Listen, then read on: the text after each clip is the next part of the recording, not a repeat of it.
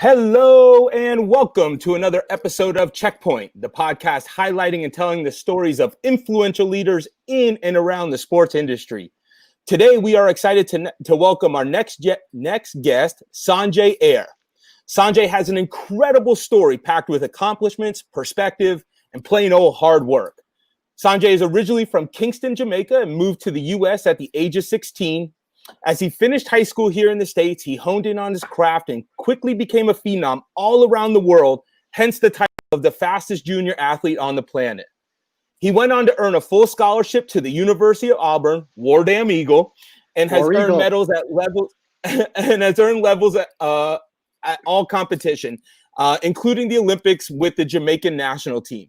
He made appearances in the games in Sydney, Athens, and Beijing, and was the Jamaican national championship for the 400 meter in 2007. After 12 years of being a professional runner, Sanjay has shifted his focus and energy and now dedicates himself to developing future Olympians with his business Maximum Velocity Performance Fitness. He now resides in Howard County, Maryland, but for the next 45 minutes, he's sharing it with us. Sanjay, welcome to Checkpoint. How you doing this evening? Oh, I'm doing fantastic, Scott. Thank you so much, for having me. It's been a pleasure. Awesome. And, I got to tell you, we are beyond excited to have a former Olympian come and join us on Checkpoint. This is far exceeding the guests that we ever anticipated on the show. Man, it's a pleasure. It's a pleasure.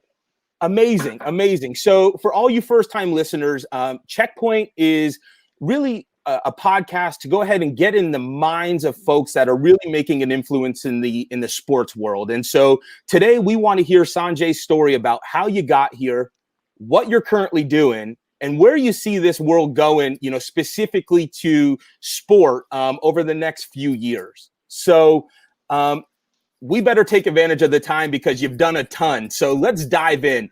Who is Sanjay and how did you end up at the University of Auburn? Well, I'm Sanjay Ayre, born in Kingston, Jamaica. Yes. Sanjay. I've said it wrong the whole time. Sanjay. Most people say Sanjay, but it's San. It's S-A-N. Man. All right. Well, we're just rolling with it. But we got it now. So yeah, born in Kingston, Jamaica. Started doing track and field at age 14. I actually started out as a soccer player. In my youthful days, my dad put me in soccer at a young age. And once I got into my high school years, the soccer coaches were like, "Hey, Sanjay, you're super fast. You should run track." And I was like, I don't want to run track. The guys at practice, they're wearing like 3/4 short tights and, super tight shorts. I was like, that's too girly for me. But one day the track coach came to me and like, "I want you to come out." So I was like, "I'll only come out if you gave me your fastest runner to race." And, he's like, "No." I'm like, "Give me your fastest runner to race." He gave me his fastest runner to race, and I totally blew him away in the 100 meters. And after that, the rest was history. I stuck to track and field ever since then, and soccer was on the back burner. I love it, man. When you find something that works, right, go after it, right? Don't try and go and recreate the wheel. That's absolutely double down. Absolutely. And so I'm curious, right? With such a decorated background in the Olympic Games and the Pan Am Games, do you stay in touch with any runners that have gone through missing this Summer Olympics here in 2020 because of the virus? Have you had the chance to work with some athletes in that unique experience that they went through this year? Absolutely. Actually, this year I was preparing 4 athletes for the Olympic Games, a British runner, an American runner, and 2 Jamaican runners. We were getting ready for the Olympic Games, and I was in Europe in early March, and I got the call that I got to rush back to the US because the country was about to shut down.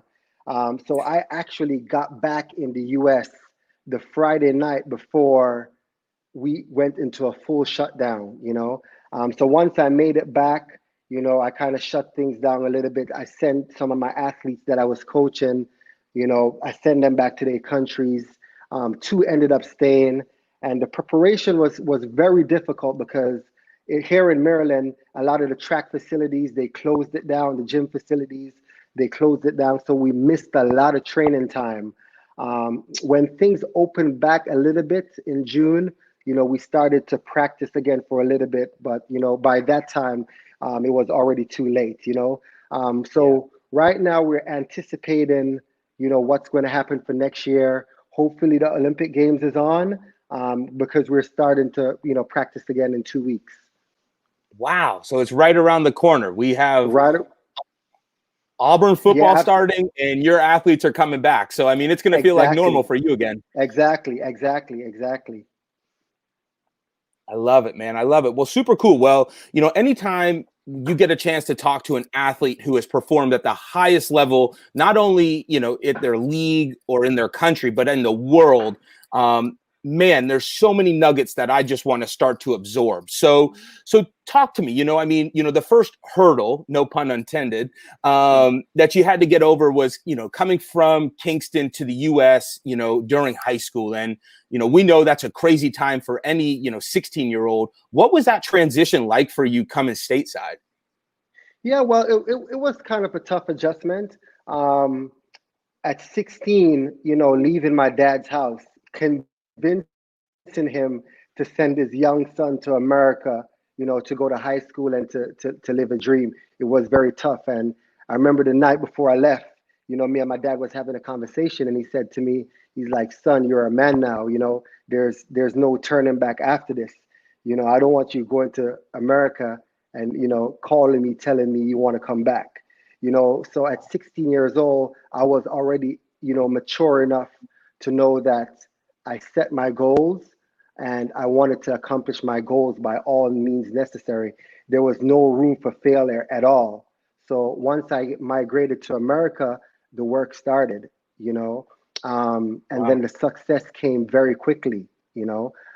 Success came very quickly because after my first year here, I was the double national champion in the 400 meters indoor and outdoor. I was the high school national champion. Then I went on to be, the high school athlete of the year. Um, that same year, my senior year of high school, I made my first world championship team, with the Jamaican national team. So that was the senior team. I was still a junior athlete meaning under 20, but I made the Yeah. national team for the senior. So I was running with the guys who already went to the Olympics. They were winning medals. And my country selected me to go to the World Indoors in Maebashi, Japan. And I Wow. ran in the squad, and we broke the national record there for the first time. And then to leave the World Championships, in the middle of the high school year, it was March of 1999, leaving Japan and coming back into high school. And everybody just looked at me like, "Yo, this guy is the real deal." And ever since then, my mindset was always of an elite athlete, even though I was a high schooler. Um, I knew that the following year would have been the Olympic Games. And I just started preparing from the year before, preparing for the Olympics. And then the fall of 1999 was when I enrolled at Auburn as a freshman. So got to Auburn as a freshman, and I just worked. I just worked really, really hard. The indoor season started in January of 2000. That year, I went on to be the SEC champion in the 400 meter. I was ranked number 3 in the world indoor, um, my freshman year, and then I ended up being, the SEC freshman of the year. You know. Um, After that, the outdoor season came around. I was an NCAA finalist, went to the Jamaican Olympic trials, and I made the Olympic team, at 19 years old. And that's kind of a So I quick have to ask. rundown. Yeah, I have to ask. I'm gonna interrupt. There's so of much to course. unpack here, but Yeah. you know, so I know you were fast coming out of Jamaica, right? You Yep. race the fastest kid on the team, you smoke them, you blow them out of the water. Yeah. How much of this was just natural ability, and how much of this was just blocking out all the noise, putting your head down, and putting in the hard work? Like, walk me through that, because I know at 16, it was really hard for me to say no to girls and focus on school and focus on football. What was that mindset like once you realized you were elite? Well, I'm happy you asked that question. I think some of it was probably, talent. Obviously, I was a soccer player, so I didn't really I didn't really develop I didn't get a chance to develop my track and field ability because track just came to me because the coach thought I was fast. So once I got to track and things kind of blew quickly, I'm like, I'm onto it, you know. But I always had this confident swagger about me. I'm a very confident athlete, very cocky, flamboyant, and I just always thought I was the best, you know. So I think a combination of my drive for success, my confidence, and my talent. I just think I got to the elite level really, really quickly because I thought I was on the same wavelength as those pro guys. You know, Wow. I'm like, yeah, those guys are 28, 29, 30 years old. I'm a young 18-year-old, but I want to take their head off. You know what I mean? Man, And I just always had that confident swagger about me.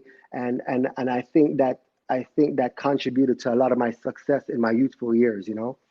I love it. I got to tell you, Yeah. rest easy, Kobe. But man, listening to you, if I were to shut my eyes, I mean, very similar stories, right? This like Yeah. Yeah. unparalleled swag, like I don't think I belong here. I know I belong here. And Yeah. it's just amazing when you have that mentality and then you just don't talk the talk, you walk the walk. You It's walk the walk. amazing, where this can get you. Right. And I mean, it's taken Yeah. you all around the world. So I'm curious, before we jump into your days here at Auburn, from all of your traveling through sport, is there any place that sticks out, a country or a race specifically that you just remember all the time? Yeah, absolutely. So that's always an easy question for me because my favorite country to visit and to compete was is Sydney, Australia. You know, when I went to Sydney, just the love I got from the people there, you know, and every time I go back, you know, the love has just been amazing. So, you know, Australia is my favorite country to visit, favorite country to compete in. And if I ever have to run away from the US or Jamaica one day, I'll be living in Australia. It's epic there. Man, you might see my wife. She studied abroad there in Australia, and she tells Yeah. me, I think weekly, saying, Scott, if you want to leave, we can do it at any point. I got tons of friends. Yeah, I think your wife is correct. Yeah. I chose well. Yes, yes, yes, absolutely. Amazing. So let's dive into, from Kingston to the Bronx, where you have all these accomplishments, then the Bronx to Auburn, Alabama. Talk about a 180 of, showing up from New York to Alabama. And I can only say that because I went to school in Mobile. But Yeah. what made you choose Auburn? Why those guys? Yeah, I mean, it was different. Kingston is a big city, and then obviously moving to New York City is a bigger city. You know, when I went to Auburn and I went on my visit, I took, you know, back then we were allowed 5 college visits, and I was recruited by pretty much every, you know, college in the United States. Went on all my visits, LSU, the University of Florida, Ohio State, went down to Florida, went down to Auburn. And once I visited Auburn, even though it was in a little country town, the town just embraced sports so much. Like we just bleed orange in Auburn, Alabama. You know, that's the Yeah. war eagle, and you know, I just fell in love with it. And being a city boy, seeing how they embrace athletes and embrace sports, I was sold on my visit and I was ready to sign. And I didn't take my fifth visit. You know, I think my fifth visit would have been to USC, and I didn't even take it. I told Coach Spry, hey, where's the paperwork at? Let's do it right now. And I signed it love off, that. and the rest was history. War It Eagle. War Eagle. You got to go and experience it, right? And I tell everybody, I'm living here in the Northeast, and Alabama has its own shade that people cast on it. But every human being should experience an Iron Bowl in Auburn, not in Yes, Tuscaloosa. yes, absolutely, absolutely. Amazing, We amazing. paint the whole stadium orange. Yes, it was one of the more incredible sporting events that I've ever attended, and I'm actually jealous because you attended Auburn the same year as our first guest, Haven Fields. So to Yeah, think of what that environment, only I could only imagine the amount of grit that you guys had, but the amount of fun that you guys had because yes, yes. I mean, Yeah. that's what it's all Yeah. about, right? Yeah. We had loads of fun, and then we were at Auburn in the prime years of football. Like I was there when, J.C. Campbell, Cadillac Williams, Ronnie Brown. I had a little bit of that era my junior and my senior year, and obviously with my freshman and sophomore year, Haven was there. Dontaris Thomas, those guys. You know what I mean? So I really had a good era when football was just doing fantastic. Amazing. No, that's really cool. And as if, decorated high school athlete and decorated collegiate athlete wasn't enough, then you take it one step further and you sign with Puma. So, Yes. to make the 1% of the 1% is just incredible. Talk me through, college finishing up, how much more did you have to double down on that grind mentality and, hone in on your skill to get it to the next level with Puma, or did that just come natural as well? I wouldn't say it came natural, but after winning the silver in Sydney my freshman year, I was 19. I kind of hit the pinnacle, and I knew at that point all I had to do is just pretty much maintain and get better because I already had set the tone for my career. You know, so by my junior year, I went into the NCAA as one of the favorites, won SECs again, and then by my senior year, the competition got a little bit tougher. Went into the NCAA finals as one of the favorites. I had won my semifinal the night before, and I think I went into the finals extremely confident. I had a lot of the shoe company there. Nike was there, Adidas was there, Puma was in the picture. They were always with me when I was 20 years old. They were the first ones to show interest. My boss, Pascal Rollin. But I ran at the NCAA and I got upset in the finals. I got beat in the finals. And Nike came back. Nike came back with the figure first. You know what I mean? And when I look at the figure, I was like, geez, this figure was not what I was expecting. You know what I mean? Mm-hmm. And then I went to the World Championships in Paris. And when I went to Paris, I met with Puma. And one of my good friends now, Juliette Campbell, she's one of the bosses at Puma. We were teammates at my first Olympics, and she's like, Sanjay, we got to get you on with Puma. You know what I mean? And I showed her the Nike deal, and she said, don't worry about that Nike deal. We're going to get you sorted out at Puma. And that's when I signed to Puma officially in 2003. Got a pretty big deal done, and the rest was history. I've been a part of the family still. Since then, I've retired, and I still do business with Puma. We do joint ventures. They sign a lot of my athletes, and it's just been an amazing journey with the shoe company. We've been family, and yeah, it's been great ever since. Well, let him know Scott Garber wears a size 12 and he's glad to rock some Puma. So if you want to send him this way, I'll rep for you guys. I got you. Obviously, my teammate Usain Bolt, he's a Puma athlete also, so it's good to be a part of the brand. Amazing. Yeah. And, we're going to use that to bridge into your Olympic experience. Obviously getting to run on the teams with Usain and, we know the heroics that he had in Australia breaking records. What was that experience like, through your lens, being side by side, running with the Jamaican team, which is just, internationally known for greatness on the track? Yeah. No, it was a great experience. In Beijing, our national team, that's where we actually made the transition into stardom. Because my first Olympics, my first and my second Olympics, 2004, we were getting beat up really, really, really bad. You know what I mean? So with 2008, Usain came through as a phenomenal junior athlete, and he brought some momentum into the team. He had broke the world record that same year in June in New York. So when Usain broke the world record, it gave the team a lot of momentum, and we just started to elevate our game. In training camp in Beijing, the whole team, we were just grinding because we know something crazy was about to happen. We know Usain was going to do crazy things. And we got to Beijing, and once he kicked it off, I think the 100-meter finals was the first finals to go off. and he broke the world record in 100 meters jogging.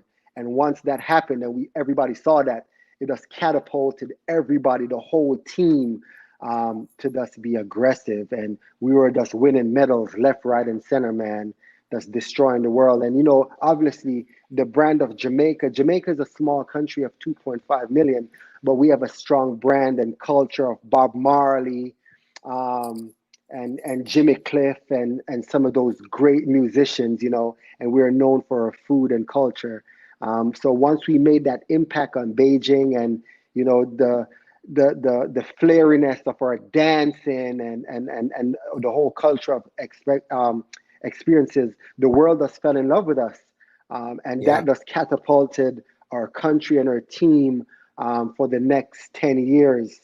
We just had a long run with Usain, and everybody followed behind him, and it was great for the country and our culture. Yeah, and everybody has embraced Jamaica ever since. Man, I tell you, I don't want to sound like a bandwagoner here, but I grew up down in South Florida. So I was on the Jamaican patties and the dance hall music before you guys made it cool down there in a way. Exactly. I think with Usain and track and field, we even solidified the jerk chicken and the patty for a lot of Americans and the culture even more. People were able to tie things in now, and like, this country, it's small, but it's crazy, Yep.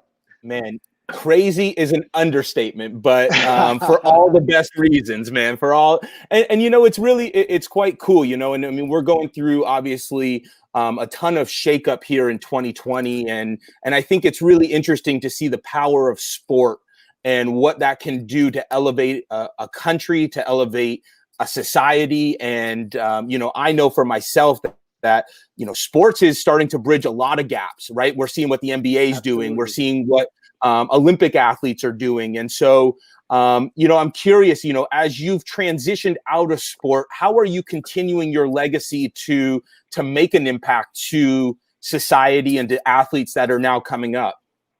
Well, I've given back a lot, in regards to a lot of community network development. I've given back in athlete development. What I've done with my track and field club, Chase Athletics, I went back into the grassroots track and field in Jamaica, went back and I've recruited athletes, took them up from Jamaica, brought them here to America and give them opportunities, signing them on contracts with Puma, and letting them know also that, hey, track and field isn't the only way. I've created job offers for them, got them in jobs, and things that weren't available to them living in Jamaica. I've created many avenues for a lot of athletes, and now they're successful. Some have moved on, and some are still here with me. And I'm just happy that I've helped a lot of people. I've worked closely with prostate cancer research, with Prostate Zero in Baltimore. I've given back to the community by going in, talking to a lot of African American men in the community, volunteering my time, doing 5K races over the years for prostate cancer. So I've done so much to give back to the community, as I said, not only in Jamaica, but here in the United States. Amazing. And obviously creating a lot of job opportunities for my company, Maximum Velocity Performance, creating job opportunities for some of my athletes and just for regular individuals looking for jobs. And that's what it's all about. One of the mantras that, me and my business partner talk about quite frequently is you reach one, you teach one, right? And that's how Absolutely. you keep this thing going. And so it seems like you embrace all of that. And so yes. Real quick, before we get to what you're doing now, obviously in the NCAA, there's a couple things going on, right? We know COVID has this cloud over it, but name, image, likeness is right on the horizon. And so, you think traditionally about your football players, or you think traditionally about your basketball players. As you have athletes that are going to be in the NCAA, is this a conversation you're having with them around shoe contracts or sponsorships? Are you guys addressing that as it's starting to become more relevant? Yeah, absolutely. Because I was directly affected, by that. You think about me, what I did, as a freshman, young in college. I could have been a professional athlete signing a shoe company deal. Obviously track and field is not as big and lucrative as football and baseball and basketball is. But for me, I could have signed a professional contract in college, and I would have loved if I was compensated in some way where if I could at least get a stipend of $5,000 or $10,000 from the NCAA to help to offset some of my living expenses, to pay my rent, probably send money back home to my family in Jamaica.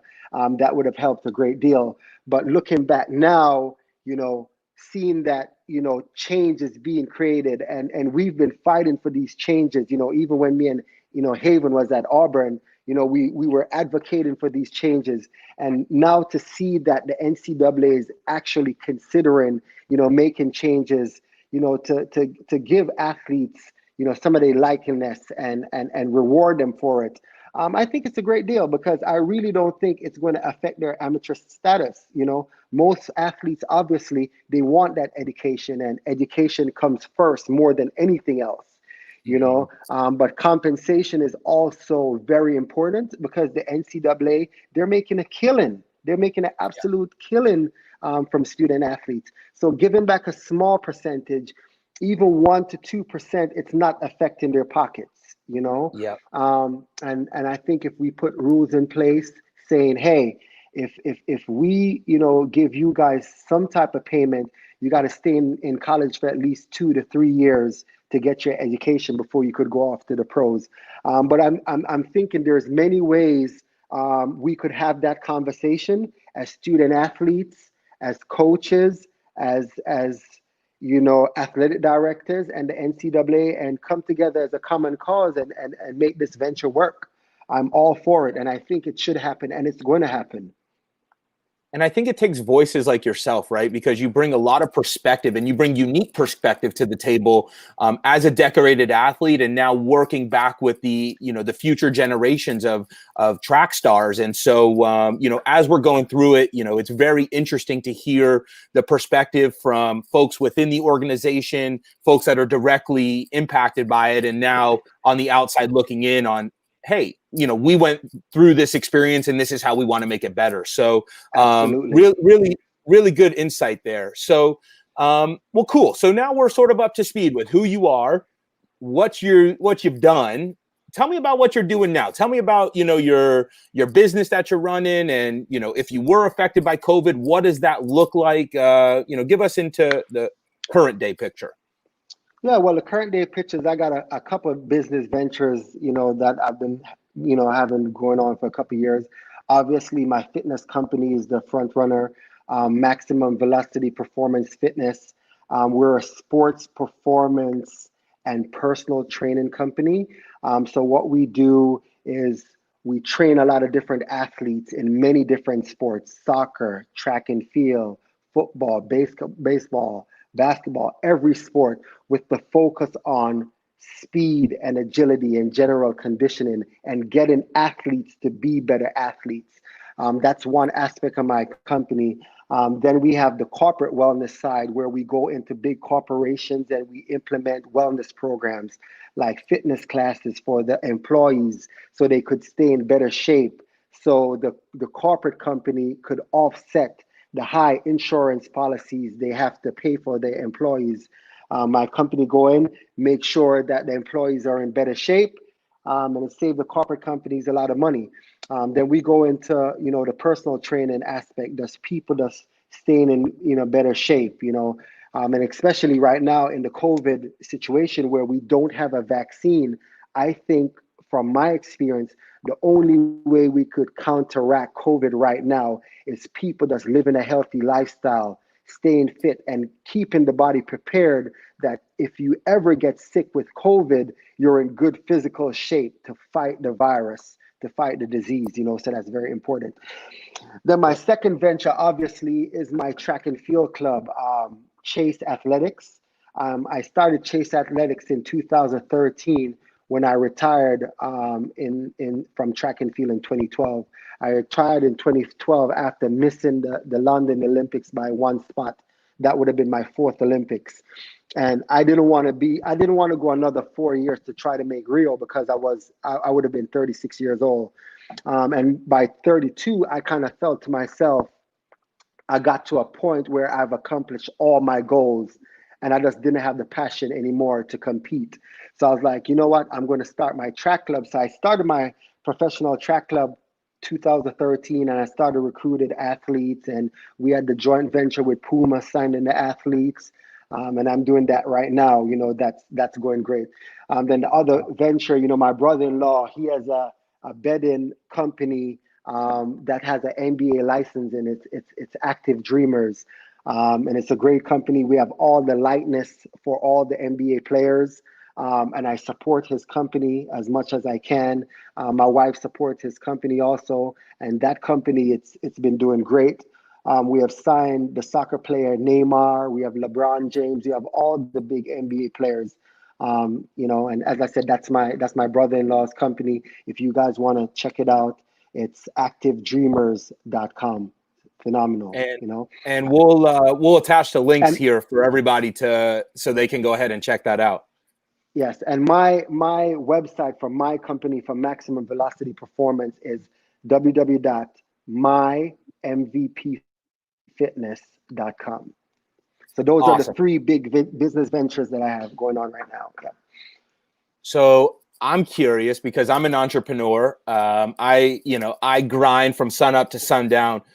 Dude, when do you sleep? You have so much on your plate still. I thought after you hung up your cleats, Man, you'd chill out a little bit.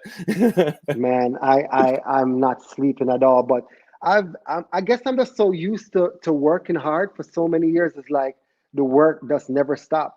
Right now, I am putting on a series of track meets. So I have the Chase Athletic International Sprint Series that is going to start next week, and I've been working on that for the last 2 weeks. Just getting it together. It's been difficult because with all the COVID guidelines, I have to get the meet sanctioned to USA Track and Field. I have to get the meet sanctioned through my local county, getting the guidelines approved. I finally got everything approved today. And then the first meet is going to be next week, Saturday, September 19th. I'm expecting between 300 to 500 participants. All the athletes, they could sign up and register through athletic.net. So that's a big venture that's been taking up all my time the last 3 weeks. It's been crazy. But my wife has been extremely supportive. I've been coming home late at night, haven't been giving the family any attention. But she's held down the fort, so far. And I'm grateful, and I'm hopefully things could slow down within the next 3 weeks for me, but I'm refreshed. I got a lot of rest during quarantine. We were shut down up here in Maryland from March to June, and I felt totally worthless because it was the first time in my life that I wasn't doing anything at all, but I'm so refreshed now, and I've been attacking the summer. And once everything go back to normal, I think my business is going to be bigger and better. Amazing. And, we hope so as well, right? Like, I mean, with you at the helm and at the reins there, I mean, we need you making an impact with as many folks as possible. Really curious though, as you guys launch this track meet, one of the interesting things with COVID has been the implementation of technology. And so are you guys going to be streaming this or, using any electronic whistles or gunshots are you doing any new changes due to COVID guidelines? Yes, absolutely. So we have guidelines from USA Track and Field, which is the governing body, and then my county guidelines and my guidelines. So one of the things we can't have live streaming because we can't actually have people before they come in. We got to do temperature checks. All the athletes have to wear masks to get into the stadium. The only time they could take their mask off is when they get onto the track and get into their lanes. The parents are not allowed to come into the stadium. They got to stay outside the stadium and social distance and watch outside from the stadium and watch their kids run. So it's quite difficult, but I wanted to make sure that I created something for the kids because School sports are totally canceled here in Maryland until February of next year. So there's no high school sports, there's no middle school sports. So I wanted to create something for the kids to do. And this is not only going to impact track and field, a lot of my other sports, basketball, football, ice hockey, all those players, I'm putting them into my track meet to work on their speed. You know what I mean? So they could have something to do. I was talking to a parent today. His son is an ice hockey player, and he was telling me that, you know, they go to the rink in as far as Pittsburgh, New Jersey, trying to get playing time, and all the ice hockey rinks are closed down and canceled. And he was just so grateful that I'm putting on this sprint series so his son could get some competition and you know, just to create some happiness for the kids, you know, because it's a tough time for everybody, you know. Man, I do know. I think everyone who's listening knows it's a crazy time, but there's silver linings in everything, and I think you're one of them. Absolutely love what you're doing, and this has been an incredible checkpoint. I think, you know, you shed a lot of insight, and you know, I think everyone should listen to all of our guests, but you know, sometimes you got to listen to the guys that have done it at the highest level, and you are one of them. So to wrap up, we have one question that we ask all our guests. Outside of your lane of sports and running, but more about life. And so, you know, if you could tell us one thing you've done in your life that you would recommend our listeners do in theirs, what would that be and why? Okay, that's a great question, Scott. I love that question. I think for me, being an athlete, I always took some of the same principles I have preparing for the Olympics. And I took those principles as a businessman, just working hard, you know, the tenacity that I have for success, and my goal setting, you know, try to put my goals down, short-term goals, long-term goals, put those things down on paper and try to accomplish those things. So that's for people out there now. Set goals for yourself. It's very important, and stay focused on those goals. Write it down on paper, and don't stop until you accomplish those goals, you know. And it's very important, you know, make short-term goals that are realistic and long-term goals. And once you hit your short-term goals, the long-term goals are going to be achievable, you know. So that's my advice. Spoken from a true gold medalist, Olympian. This has been an absolute pleasure. Thank you so much for coming on Checkpoint. For all you listeners out there, we're going to go ahead and attach all the links to the companies we were talking about through the show. Please come on and support. And Sanjay, it was an absolute pleasure chatting with you. And until next time, keep getting faster and check yourself. Thank you, Scott. War Eagle.